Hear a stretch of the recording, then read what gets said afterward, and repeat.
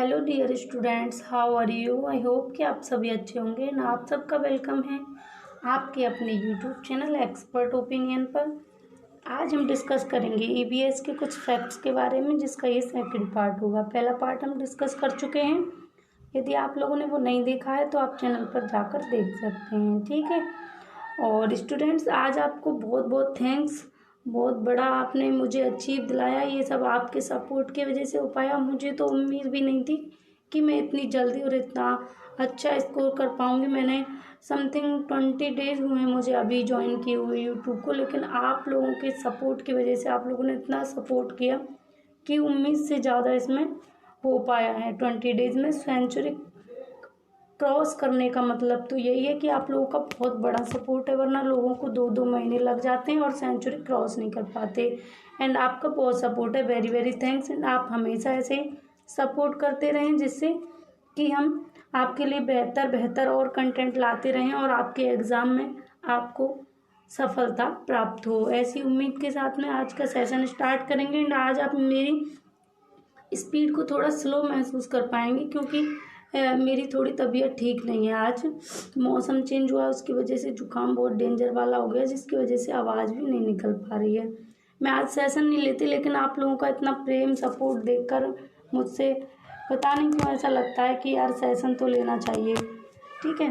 तो चलो आज का सेशन स्टार्ट करते हैं। कुछ स्टूडेंट्स के कमेंट भी थे कल की मैम ईवीएस का सेशन लेकर आओ, इसलिए मैं फिर आज आपके लिए ईवीएस लेकर आई हूँ, जो आपके एग्ज़ाम के लिए बहुत यूज़फुल है और यहाँ से क्वेश्चन बार बार आते हैं, ठीक है। तो स्टार्ट करते हैं सेशन को। पृथ्वी शिखर सम्मेलन का आयोजन किस शहर में किया गया? तो देखो, पृथ्वी शिखर सम्मेलन जो है, इसका आयोजन कहाँ किया गया था? रियो डी जेनेरियो में, ठीक है। रियो डी जेनेरियो में किया गया था, ठीक है।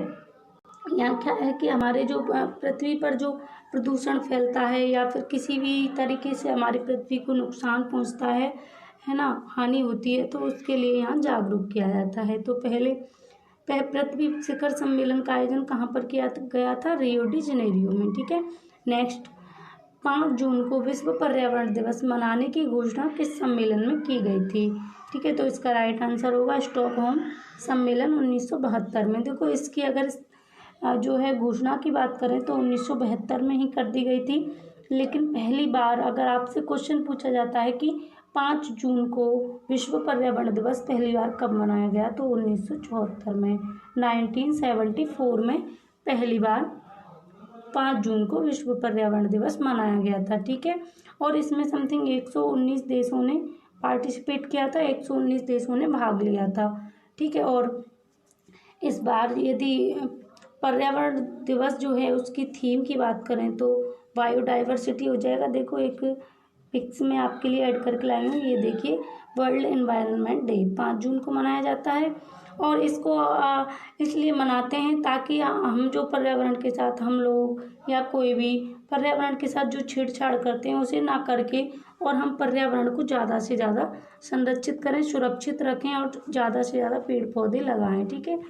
नेक्स्ट क्वेश्चन है, टाइगर मैन ऑफ इंडिया किसे कहा जाता है? तो राइट आंसर हो जाएगा कैलाश सांकला को, ठीक है। किसको कहा जाता है? कैलाश सांकला को। टाइगर मैन ऑफ इंडिया किसे कहा जाता है? कैलाश सांकला को। नेक्स्ट क्वेश्चन,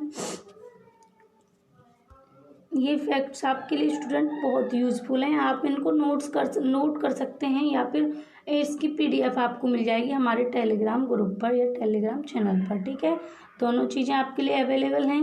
एंड आप हमारे टेलीग्राम चैनल को ज्वाइन करने के लिए without space expert opinion of you लिख सकते हैं, तो आप वहाँ तक पहुँच जाएंगे। क्या? एक्सपर्ट ओपिनियन ऑफ यू, ठीक है, ऑफ यू, क्योंकि वो आपके लिए है। तो वहाँ पर आपको फ्री ऑफ कॉस्ट सभी पीडीएफ प्रोवाइड की जाती हैं, करंट की हो या फिर कोई भी और सेशन होता है जिसकी पीडीएफ आपके लिए वहाँ पर अवेलेबल करा दी जाती हैं।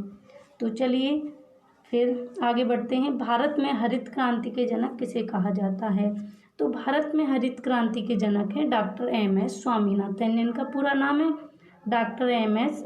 स्वामीनाथन, ठीक है, स्वामीनाथन जी, ठीक है। इन्होंने पहली बार भारत में हरित क्रांति की क्या नींव रखी थी, इसलिए इनको भारत में हरित क्रांति का जनक कहा जाता है। नेक्स्ट, भारत में पारिस्थितिकी के जनक हैं? तो डॉक्टर रामदेव मिश्रा हैं। भारत में पारिस्थितिकी के जनक कौन हैं? डॉक्टर रामदेव मिश्रा हैं। एंड एक क्वेश्चन और बनता है आपसे, एक तरीके से क्वेश्चन और पूछा जाता है कि जो पारिस्थितिकी शब्द है इसका प्रयोग पहली बार किसने किया? तो आप ध्यान रखेंगे अर्नस्ट हैकले हैं। कौन है? अर्नस्ट हैकले जी। ठीक है, अर्नस्ट हैकले ने पहली बार पारिस्थितिकी शब्द का यूज किया था। मैं बोलती जा रही हूँ, यहाँ पर स्पेस कम है तो ठीक से लिख नहीं पा रहा है, तो आप लिख लेंगे अर्नस्ट हैकले ने पहली बार पारिस्थितिकी शब्द का प्रयोग किया था। ठीक है। डॉल्फिन मैन ऑफ इंडिया किसे कहा जाता है? Dolphin man of India Ravindra Kumar Sinha को कहा जाता है। देखो यहाँ से बार बार क्वेश्चन पूछा जाता है कि किसको डॉल्फिन मैन ऑफ इंडिया कहा जाता है, तो रविंद्र कुमार सिन्हा को। इससे पहले की बात करें तो हमने डिस्कस किया था इधर, जैसे ये क्वेश्चन था टाइगर मैन ऑफ इंडिया, तो कैलाश सांकला हैं। ठीक है, और यहाँ पर हैं आपके डॉल्फिन मैन तो रविंद्र कुमार सिन्हा है। ऐसे ही बर्ड मैन पूछा जाता है, वाटर मैन पूछा जाता है। जो इम्पोर्टेंट फैक्ट्स हैं वो मैं सब आपके लिए लेकर आऊँगी, बस आप सपोर्ट करते रहेंगे। नेक्स्ट, चिपको आंदोलन के जन्मदाता थे तो कौन थे? सुंदरलाल बहुगुणा जी थे। कौन थे? सुंदरलाल बहुगुणा।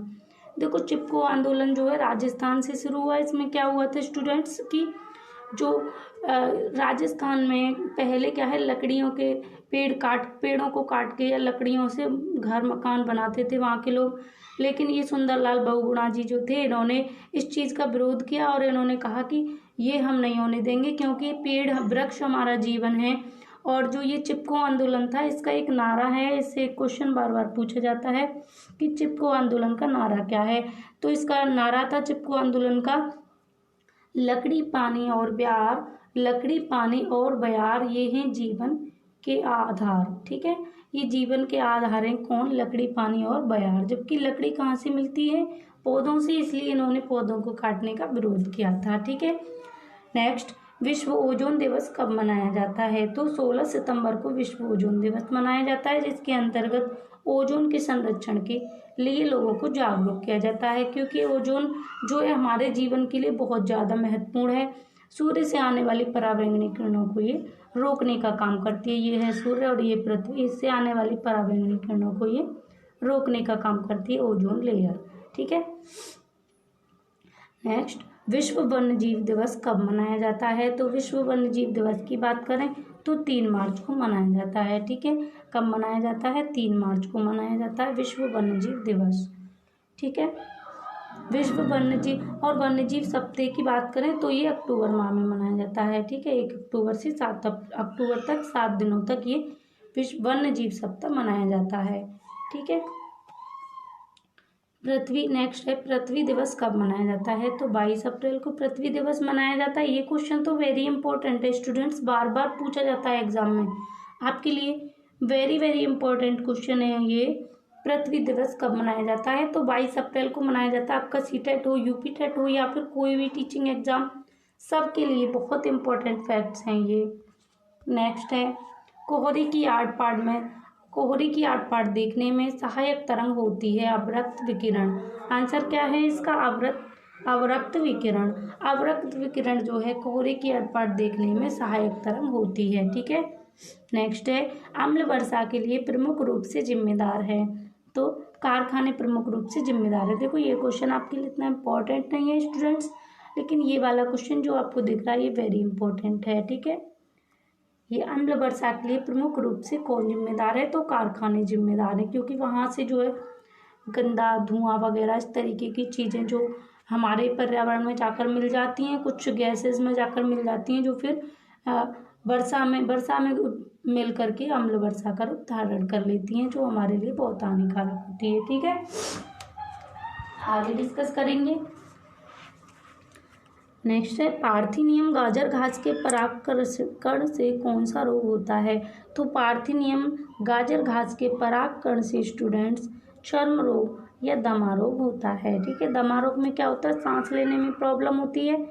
ठीक, और चर्म रोग में हमारी स्किन पर अजीब तरीके की कुछ आपको पिंपल टाइप के ऐसे या फिर कुछ और भी तरीके के इफेक्ट, खुजली होना या दाने दाने से पड़ जाना, ये सारी चीज़ें इसके लक्षण दिखाई देते हैं। ठीक है, नेक्स्ट, लाइकेन किस पर्यावरणीय प्रदूषण के सूचक माने जाते हैं? तो राइट आंसर हो जाएगा वायु प्रदूषण के। लाइकेन वायु प्रदूषण के पर्यावरणीय प्रदूषक माने जाते हैं। ठीक है। नेक्स्ट है, भोपाल गैस त्रासदी किस गैस के रिसाव के कारण हुई थी? तो मिथाइल आइसोसाइनाइड के कारण हुई थी भोपाल गैस त्रासदी। ठीक है, ये भोपाल में ये घटना हुई थी और ये मिथाइल आइसोसाइनाइड गैस के कारण हुई थी। ठीक है। इटाई रोग किसके कारण होता है स्टूडेंट? तो कैडमियम के कारण इटाई रोग होता है। इटाई रोग किसके कारण होता है? कैडमियम के कारण होता है। किसके? कैडमियम के कारण होता है। आगे डिस्कस करेंगे। कांग्रेस घास किस घास को कहा जाता है? तो पार्थेनियम गाजर घास को कांग्रेस घास कहा जाता है। ये क्वेश्चन अभी तक पूछा नहीं गया है, लेकिन पूछने के बहुत चांस हैं आपके लिए, इसलिए ये आपके लिए इम्पोर्टेंट हो जाता है। नेक्स्ट है, अम्ल वर्षा के जल का पीएच मान कितना होता है? तो 4.2 से कम होता है अम्ल वर्षा के जल का पीएच मान। पीएच मान से बार बार क्वेश्चन पूछा जाता है। यदि आपको पीएच मान पर एक स्पेशल सेशन चाहिए तो उसके लिए हम आपके लिए स्पेशल सेशन ले आएंगे, क्योंकि इसमें और भी बहुत सारे पीएच मान पूछे जाते हैं कई चीज़ों से। नेक्स्ट है, ब्लैक फुट नामक बीमारी का कारण है? तो राइट आंसर है इसका आर्सेनिक की अधिकता। ब्लैक फुट नामक बीमारी का कारण क्या है? आर्सेनिक की अधिकता। जब स्टूडेंट्स जब आर्सेनिक की अधिकता हो जाती है तो कौन सी बीमारी हो जाती है? ब्लैक फुट नामक बीमारी हो जाती है। नेक्स्ट, अंतर्राष्ट्रीय पर्यावरण अभियांत्रिकी शोध संस्थान कहाँ पर स्थित है? तो अंतर्राष्ट्रीय पर्यावरण अभियांत्रिकी शोध संस्थान नागपुर में स्थित है। कहाँ पर? नागपुर में स्थित है। ठीक है। सौर विकिरण की सबसे महत्वपूर्ण भूमिका होती है जल चक्र में। किसमें होती है? जल चक्र में। सौर विकिरण की सबसे महत्वपूर्ण भूमिका कहाँ पर होती है? जल चक्र में होती है। ठीक है, क्योंकि जो सौर विकिरण होती हैं उसी के कारण जल चक्र होना संभव हो पाता है। यदि जल का वाष्प बनकर ना उड़ना हो और फिर वर्षा रूप में ना आना हो तो फिर ये सब संभव नहीं होगा, और जल चक्र नहीं होगा तो फिर स्टूडेंट्स हम लोगों का जीवन भी संभव नहीं होगा। ना आप रह पाएंगे और ना हम रह पाएंगे। ठीक है। पृथ्वी के कारण, नेक्स्ट है, पृथ्वी के कार्बन चक्र में कार्बन डाइऑक्साइड की मात्रा को नहीं बढ़ने देता है। कौन नहीं बढ़ने देता है? प्रकाश संश्लेषण। तो पृथ्वी के कार्बन चक्र में कार्बन डाइऑक्साइड की मात्रा को प्रकाश संश्लेषण नहीं बढ़ने देता है। ठीक है। नेक्स्ट, शुष्क हवा में नाइट्रोजन की मात्रा कितनी होती है? तो 78% होती है। नाइट्रोजन की मात्रा कितनी होती है स्टूडेंट्स? तो कितनी होती है? 78% होती है। एंड गैसों में भी इसकी मात्रा सबसे ज़्यादा होती है। पृथ्वी के चारों ओर गैसों के समूह को क्या कहते हैं? तो वायुमंडल कहते हैं। हमारी पृथ्वी के चारों ओर जो गैसों का आवरण लगा हुआ है, गैसों का जो समूह है, उसी को तो वायुमंडल कहते हैं। ठीक है। यूएनईपी का मुख्यालय कहाँ पर है? नहर में है। यूएनईपी का मुख्यालय कहाँ पर है? नहर में है। नेक्स्ट, वातावरण में सर्वाधिक प्रतिशत में उपस्थित होती है क्या? मैंने अभी आपसे कहा था कि गैसों में भी सबसे ज़्यादा वातावरण में यही उपस्थित होती है, नाइट्रोजन। तो वातावरण में सर्वाधिक प्रतिशत में उपस्थित होती है नाइट्रोजन। यदि पृथ्वी पर पाई जाने वाली वनस्पति समाप्त हो जाए तो किस गैस की कमी हो जाएगी? तो ऑक्सीजन की कमी हो जाएगी। यदि पृथ्वी पर पेड़ पौधे ही नहीं रहेंगे तो ऑक्सीजन की बिल्कुल कमी हो ही जाएगी, क्योंकि हमारे लिए जो ऑक्सीजन देने वाले हैं वो पेड़ पौधे ही हैं, या कह सकते हैं कि वनस्पति हैं। इसीलिए कहते हैं कि ज़्यादा से ज़्यादा पेड़ लगाएं, क्योंकि एक पेड़ 100 लोगों का जीवन दे सकता है। ठीक है। नेक्स्ट है, वायु एक क्या है? वायु मिश्रण है। इसमें अनेक चीज़ें मिश्रित होती हैं, धूल धुआं कण आदि मिश्रित होते हैं, इसलिए वायु क्या है? एक मिश्रण है। नेक्स्ट, आज का सेशन यहीं पर ख़त्म होता है एंड फिर मिलेंगे आपके साथ किसी नए टॉपिक के साथ। आपको किसी टॉपिक पर स्टूडेंट वीडियो चाहिए होती है तो आप हमें कमेंट सेक्शन में बता सकते हैं।